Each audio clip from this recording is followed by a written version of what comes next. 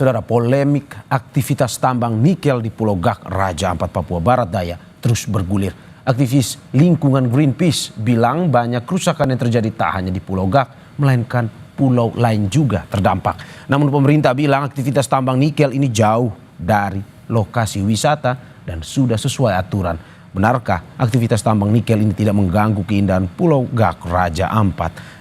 Apa solusinya jika memang izin tambang sudah terbit? Kita bahas bersama sejumlah narasumber. Hadir di studio juru kampanye Hutan Greenpeace Indonesia, Iqbal Damanik. Selamat pagi Mas Iqbal. Selamat pagi Mas Mario. Terima kasih Mas sudah jauh-jauh datang ke studio. Sama-sama, terima kasih. Dan melalui sambungan daring anggota Komisi 12 Fraksi PAN, Totok Daryanto. Selamat pagi Mas Toto.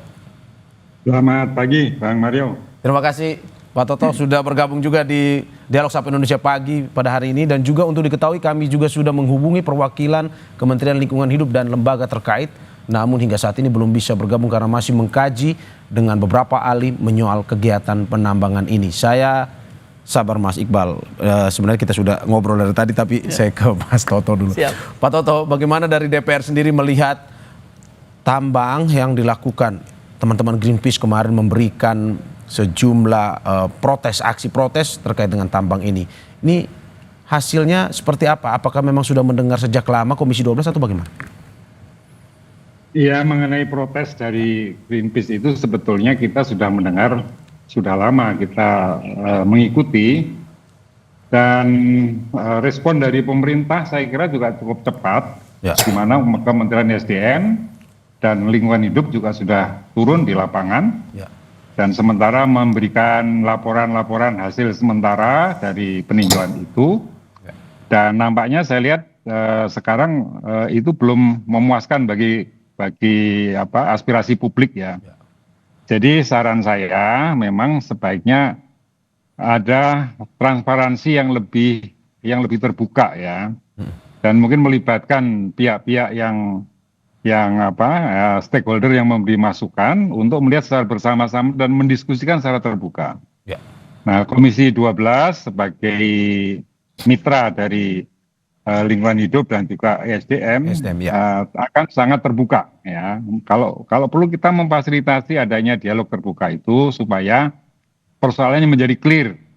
Karena sebetulnya persoalan tambang ini kan bukan persoalan baru di eranya Pak Bahlil sekarang ini ya. Ini adalah sejak zaman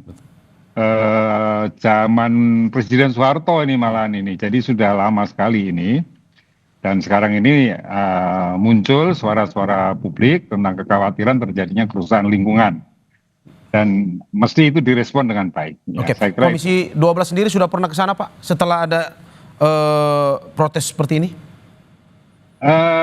Ini sekarang masih reses ya. Jadi saya kira nanti setelah kita masuk dalam masa persidangan akan segera minta diagendakan oleh pimpinan supaya ada peninjauan ke lapangan langsung gitu.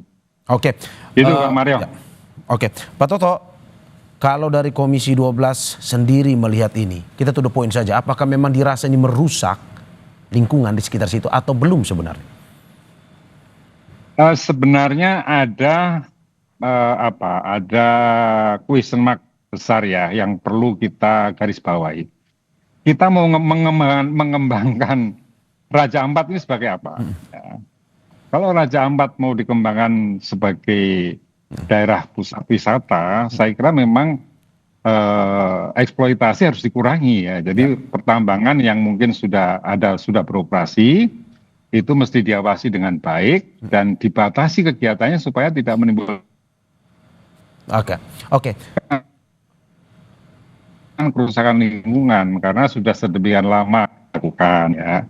Dan tujuan akhirnya apa? Tujuan akhirnya untuk pertumbuhan ekonomi sebetulnya dan juga untuk kesejahteraan masyarakat. Jadi wisata itu tidak kalah potensialnya dibanding dengan pertambangan. Jadi saya kira ini pilihan kebijakan yang mesti dipikirkan oleh pemerintah. Oke. Oke Pak Toto, saya ke Mas Iqbal. Mas Iqbal, Kompas headline, Raja Ampat terindikasi tercemar. Ini pun yang juga dilakukan aksi oleh teman-teman dari Greenpeace. Apa sebenarnya yang mau disampaikan? Memang sangat-sangat tercemarkah pada akhirnya Raja Ampat ini akhirnya harus Greenpeace turun tahun ini untuk melihat bahwa tidak boleh sebenarnya atau gimana? Kompas sendiri kan sebenarnya sudah angkat sejak tahun 2021 ya Mas ya? Ya, Kompas sendiri sudah Sudah lama angkat ya? itu, sudah lama dan tidak ada gubris kan dari pemerintah gitu ya, tindak lanjutnya. Sampai saat ini tidak ada gubris menurut Anda? Setelah aksi Greenpeace kan kemudian Pak Bahlil ke sana gitu. Ya. Nah, tapi pertanyaan mendasarnya dari kita semua adalah apakah kita mau nunggu Raja Ampat hancur dulu baru kita bertindak?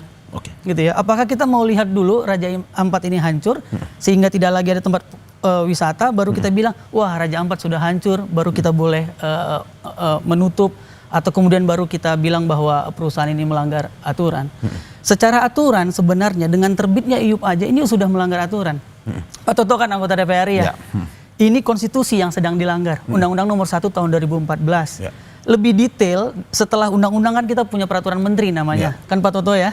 Di peraturan menteri tahun 53 itu secara jelas ada untuk pulau-pulau kecil ini ada yang boleh, ada yang tidak boleh dan ada yang boleh dengan syarat.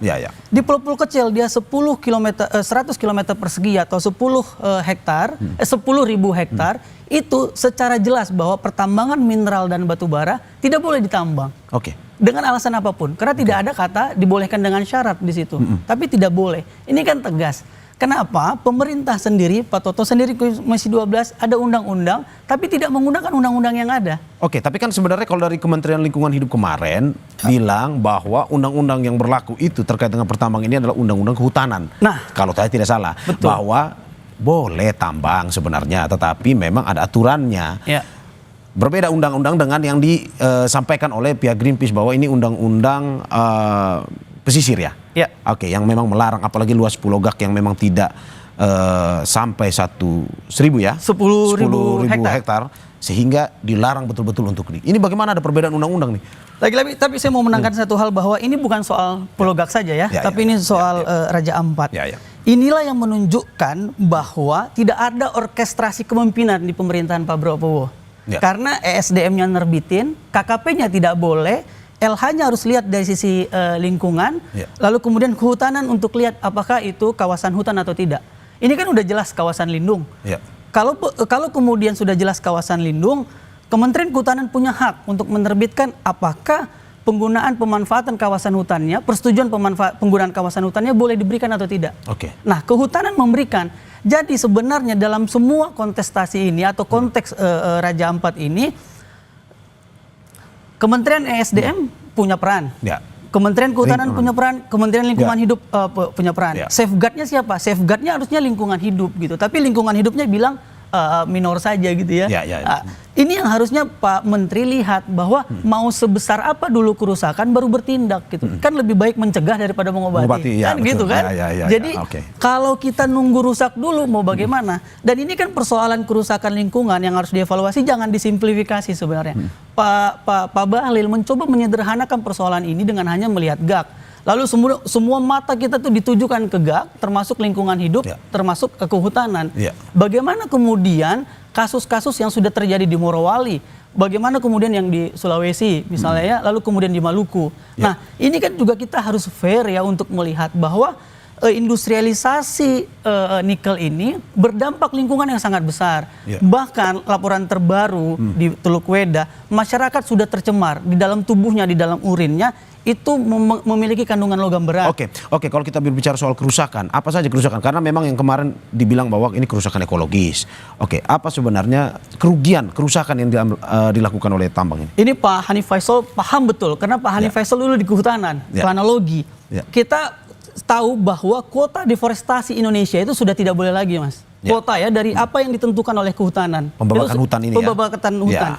Tapi apa yang terjadi? Dari tahun 2016 sampai 2023, semenjak isu nikel, pembukaan lahan nikel itu naik 600%. 600%. Pembukaan lahan di wilayah konsesi nikel. Deforestasi di Pulau Gak sendiri itu 300 hektar. 300 hektar itu besar, Mas. Untuk pulau-pulau kecil. Sehingga waktu Pak Bahlil ke sana sama Pak Hanif mungkin tidak hujan ya. Sehingga limpasannya tidak ada. Tapi begitu hujan, lumpur di mana-mana. Nah, menyusahkan masyarakat di situ ya? Apa, Mas? Menyusahkan masyarakat di situ. Menyusahkan masyarakat, tapi masyarakat kan memang kita harus akui bahwa GAK memberikan giat ekonomi di Pulau Gak. Karena itu pulau kecil sekali. Jadi aktivitas ekonomi itu memang digerakkan sama perusahaan ini. Tapi kita kan tidak mau ini hanya bertahan 10 tahun atau 20 tahun. GAK dan Raja Ampat ini harus bertahan panjang gitu ya. Nikel ini ada ujungnya, Mas. ESDM sendiri bilang bahwa nikel ini itu akan berakhir di 2050. Artinya kalau ada anak yang lahir hari ini di Pulau Gak, 25 tahun, waktu dia umur 25 tahun, dia tidak akan merasakan keindahan Pulau Gak, dia tidak akan merasakan keindahan Raja Ampat, dan dia tidak akan merasakan kenikmatan ekonomi dari Pulau Gak. Anda mau bilang bahwa kalau 25 tahun lagi ini diteruskan, kita sudah mungkin tidak melihat lagi ada wisata di Raja Ampat termasuk di Pulau Gak itu? Betul, yang Anda wariskan dosa. Oke, saya ke Pak Toto. Pak Toto, bagaimana Anda melihat ada perbedaan aturan sebenarnya yang dikatakan oleh Mas Iqbal tadi? Greenpeace melihat bahwa Pulau Gak sebagai pulau kecil tidak boleh sebenarnya diambil dari aturan undang-undang pesisir. Tapi sedangkan KLH kemarin melalui konferensi pers yang dilakukan bahwa ini sebenarnya boleh kalau diambil dari undang-undang kehutanan. Aturannya berbeda. Menurut Anda seperti apa? Ya, ya sebenarnya khusus untuk ini ya, untuk Raja Ampat ya. Jadi saya ingin melihat spesifik ini di Raja Ampat ya. Tadi sudah saya sampaikan dan teman dari Greenpeace ini juga membenarkan kan bahwa sebetulnya kita mau mengembangkan Raja Ampat itu sebagai apa gitu. Ya.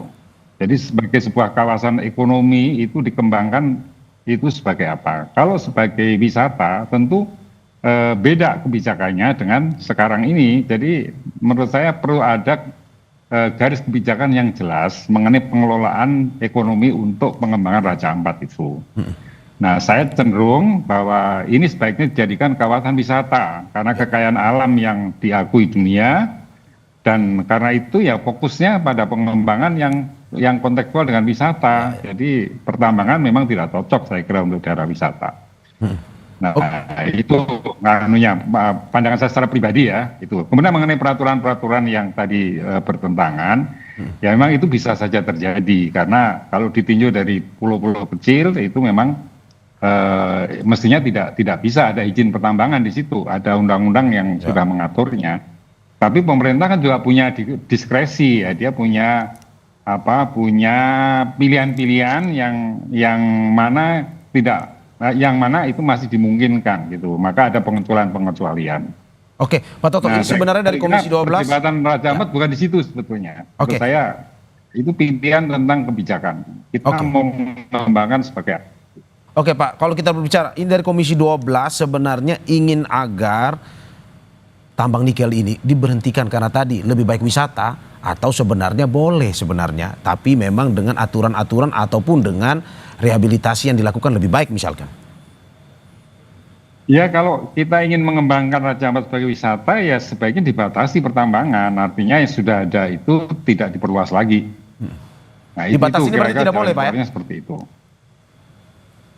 Dibatasi berarti tidak boleh sebenarnya atau bagaimana?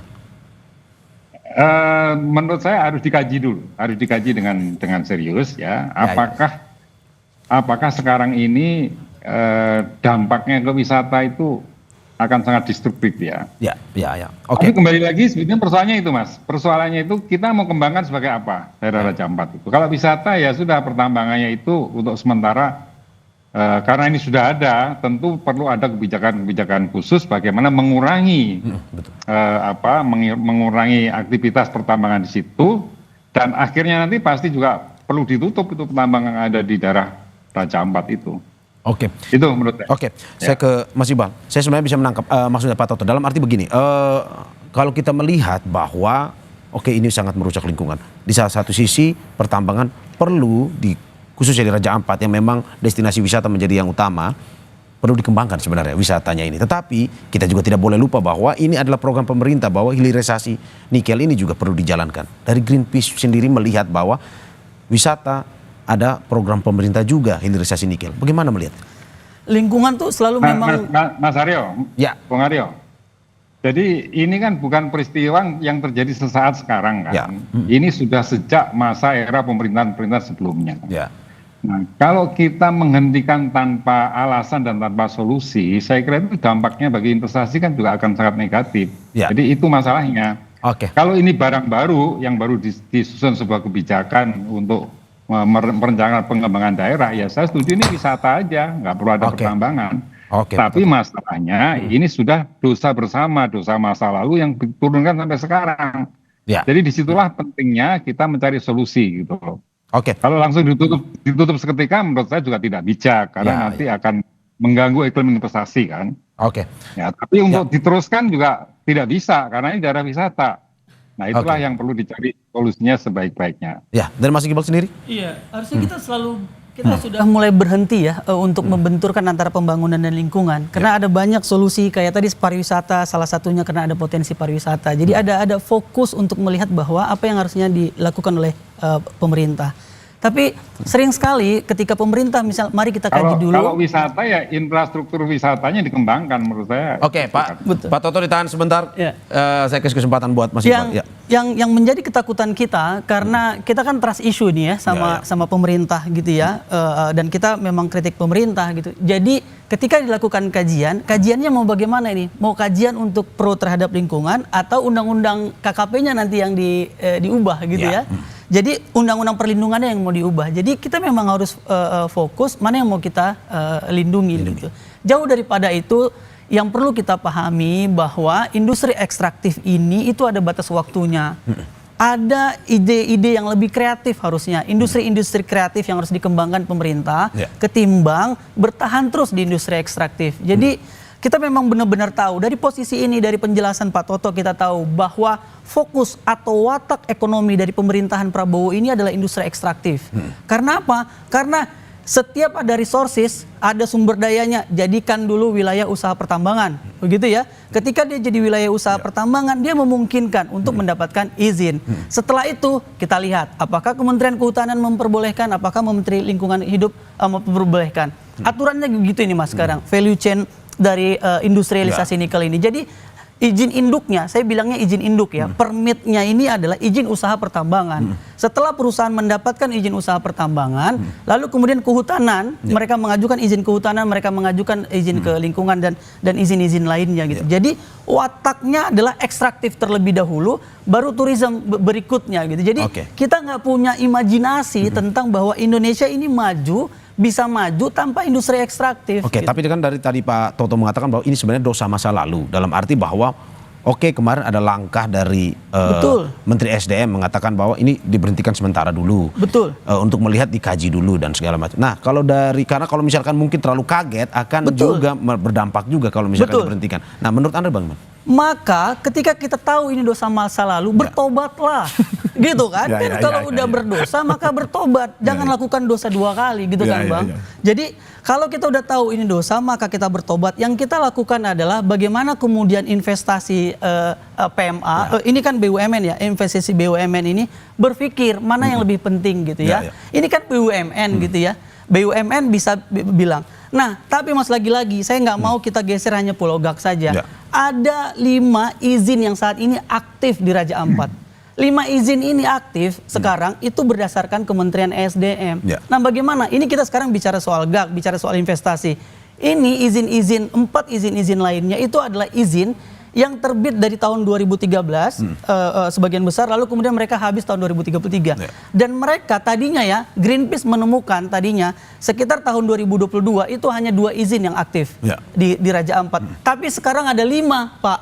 Jadi ada izin-izin baru yang direaktivasi kembali gitu. Jadi jangan bilang karena ini dosa masa lalu di Pulau Gak, sehingga mata kita ke Pulau Gak, kemudian kita teralihkan bahwa ada 4 izin yang mungkin terbit. Satu lagi Bang, ada PT di UIGO besar yang baru saja reaktivasi kembali atau aktif itu tahun ini, sekitar Februari, Maret, April 2025. Gitu ya. Dan kita punya bukti untuk itu. Greenpeace akan keluarkan tanggal 12. Tanggal 12 ini ya. Oke, Pak Toto, bagaimana melihat bahwa dari Greenpeace punya riset melihat pemerintahan saat ini eksplorasi dulu baru urusan lingkungan, berpikirnya seperti itu sekarang, padahal harusnya dibalik. Nah, menurut Anda seperti apa?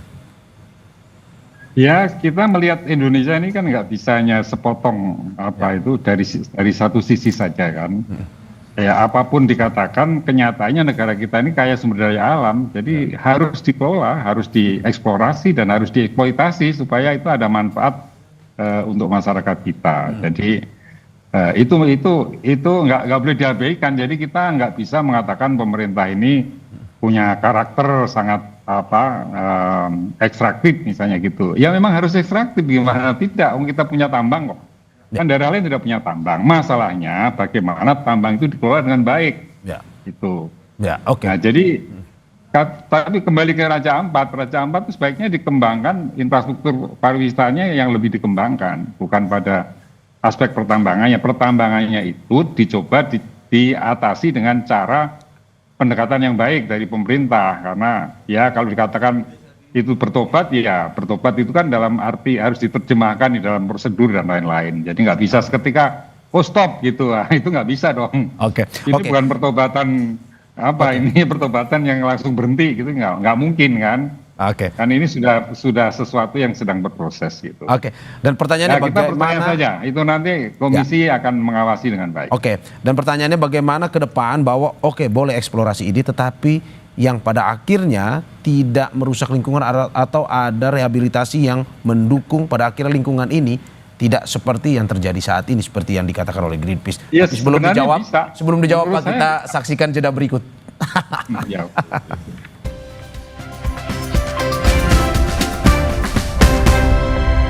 Kita lanjutkan dialog kita bersama Mas Iqbal dari Greenpeace dan juga Pak Toto dari DPR RI. Saya sepertinya lagi bermasalah komunikasi, saya ke Mas Iqbal. Mas Iqbal, bagaimana melihat bahwa sustainability-nya, apakah sebenarnya dari Greenpeace, ini kita to the point saja nih, Ya. boleh atau tidak melakukan tambang di Indonesia, terutama juga di Papua? Pertanyaan boleh atau tidak dari sisi Greenpeace adalah harusnya penghormatan terhadap lingkungan hidup dan orang yang tinggal di dalamnya itu adalah hal yang harus diutamakan. Oke. Gitu. Apakah lagi-lagi dibenturkan dengan misalnya negara maju? Apakah ada negara maju yang tidak punya tambang? Ya.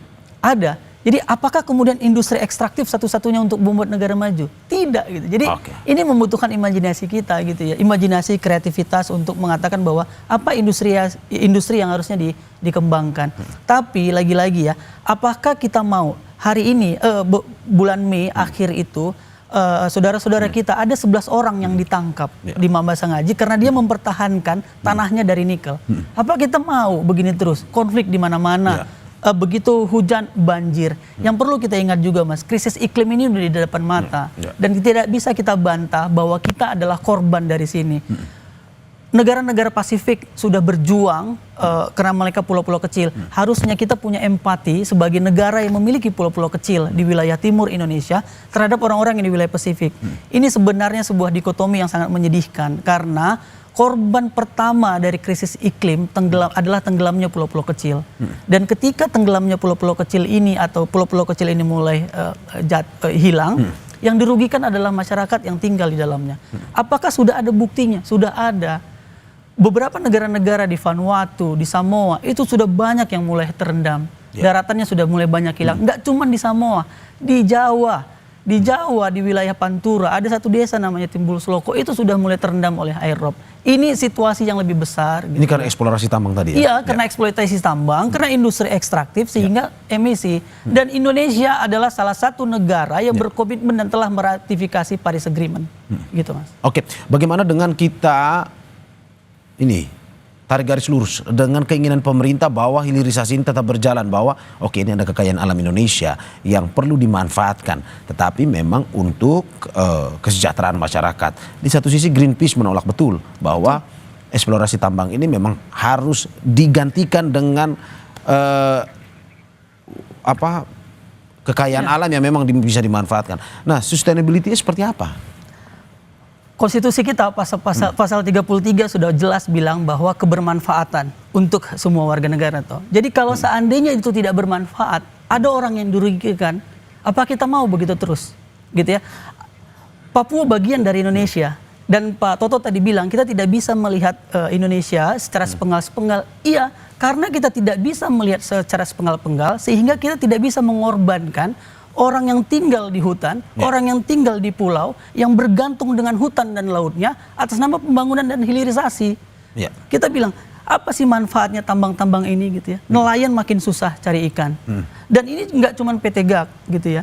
Raja Ampat bilang, di Raja Ampat masih bagus, masih bisa cari ikan. Iya, kita tahu ekosistem Raja Ampat itu surga. 75% spesies terumbu karang di dunia ada di Raja Ampat. Gitu. Tapi kalau kita terus berpikir tentang ekstraktivisme, yang bisa kita lakukan adalah bagaimana semua ini, yang akhirnya terbayangkan bagi kita adalah bagaimana semuanya ini diambang kehancuran. Oke, tapi kan kita makanya juga Greenpeace menyebut ya. ancaman.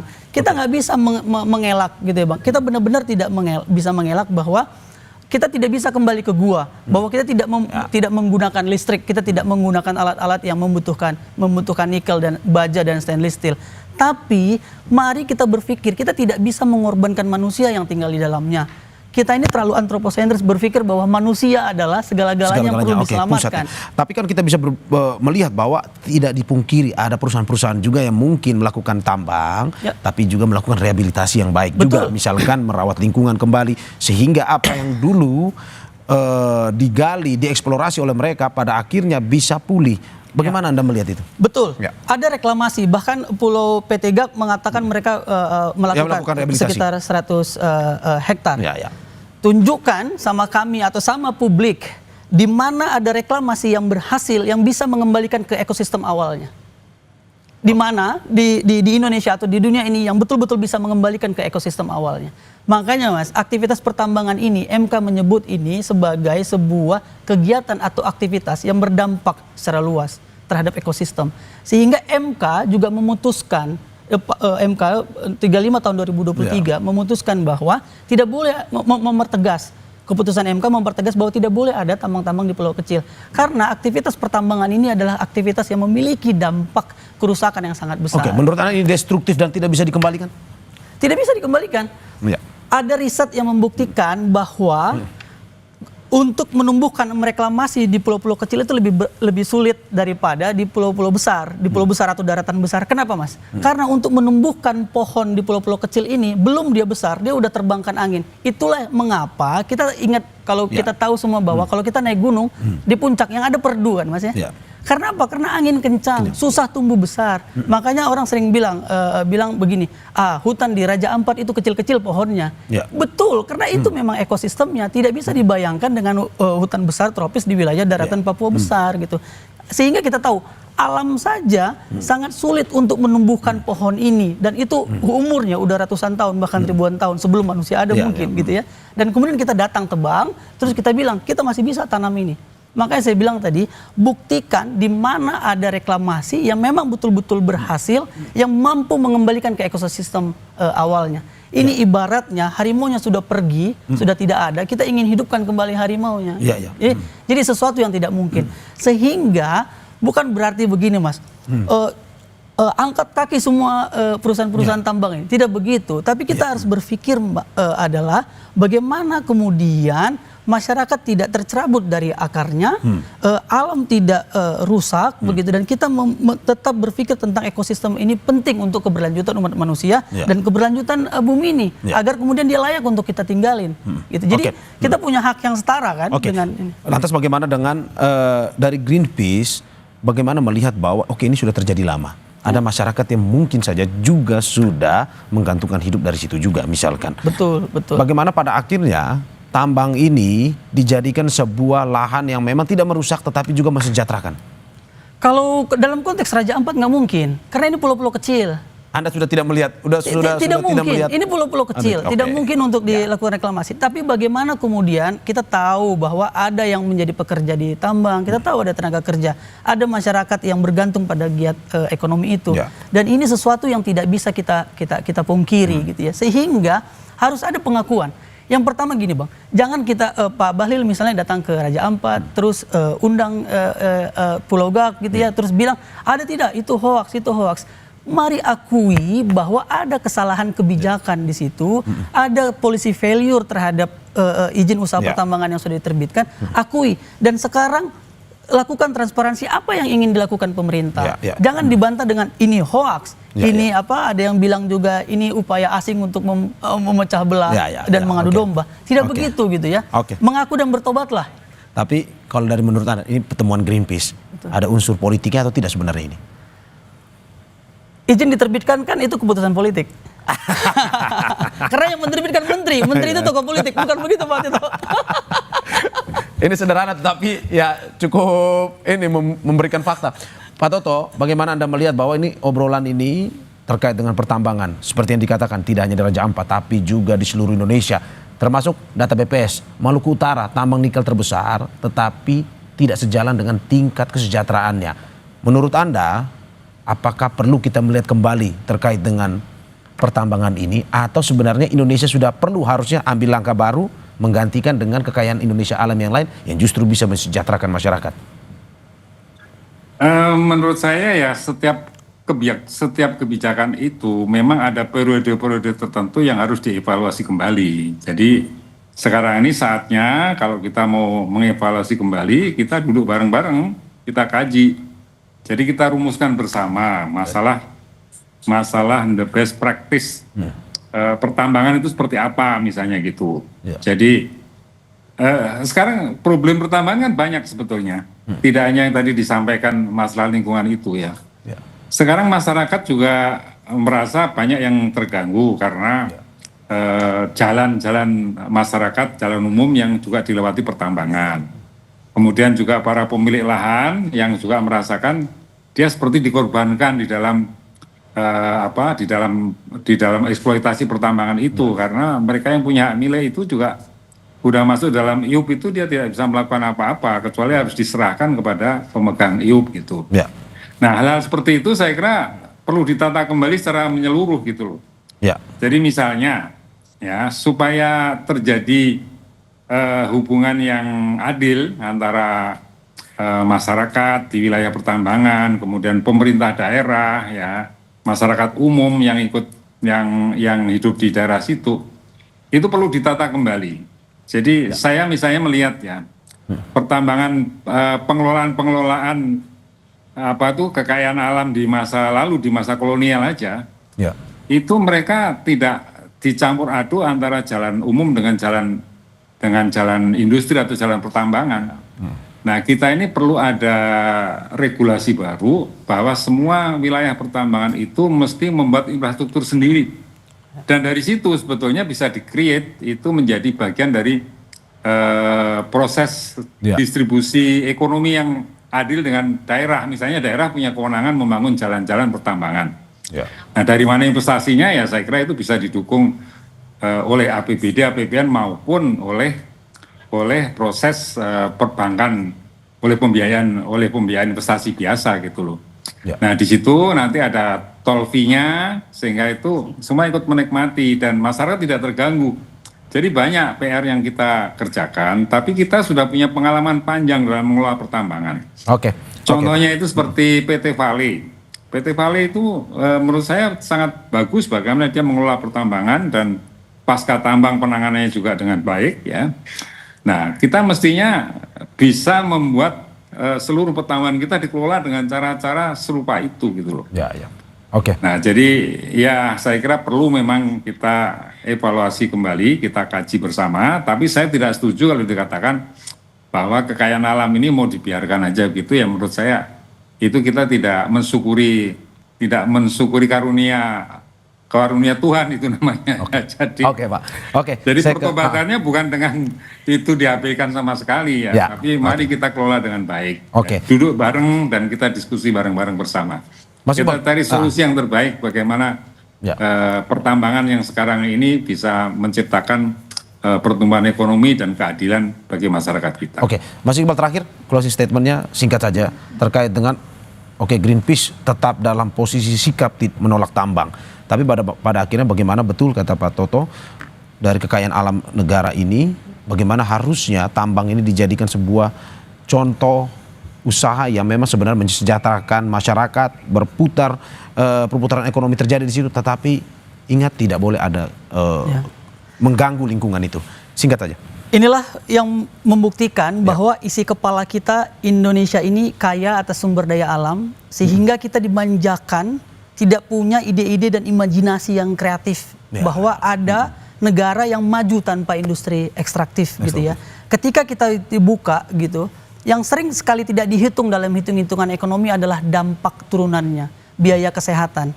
Kita tahu bahwa biaya kesehatan yang dikeluarkan oleh orang Indonesia saat ini itu jauh lebih besar. Itu juga Kompas yang nulis ya Mas. Ya. 2-3 kali lipat. Kompas menyatakan di pemberitaan Kompas bahwa biaya kesehatan orang sekarang ini karena krisis iklim ini lebih besar. Itu tidak dihitung, seakan-akan bahwa pembangunan ini adalah industri ekstraktif ini. Kita harus berpikir lebih jernih. Makanya kan ada banyak ahli ya di pemerintahan Prabowo. Pemerintahan Prabowo ini tidak boleh miskin imajinasi gitu ya. Bahwa dimanjakan dengan Indonesia kaya raya dengan industri ekstraktifnya. Oke, Pak Toto, memang Greenpeace tidak bisa digoyah. Tambang memang harus dilarang. Terima kasih Pak Toto Daryanto, anggota Komisi 12 fraksi PAN, dan juga terima kasih juru kampanye hutan Greenpeace Indonesia Iqbal Namanik. Terima kasih Bapak-bapak atas apa yang disampaikan, semoga bisa memberikan masukan dan juga ini terkait dengan persoalan tambang di Indonesia, semoga bisa ketemulah jalan tengahnya. Terima kasih Bapak-bapak sekali lagi. Terima kasih Pak Toto, terima kasih Mas Mario. Ya, terima kasih. Sama.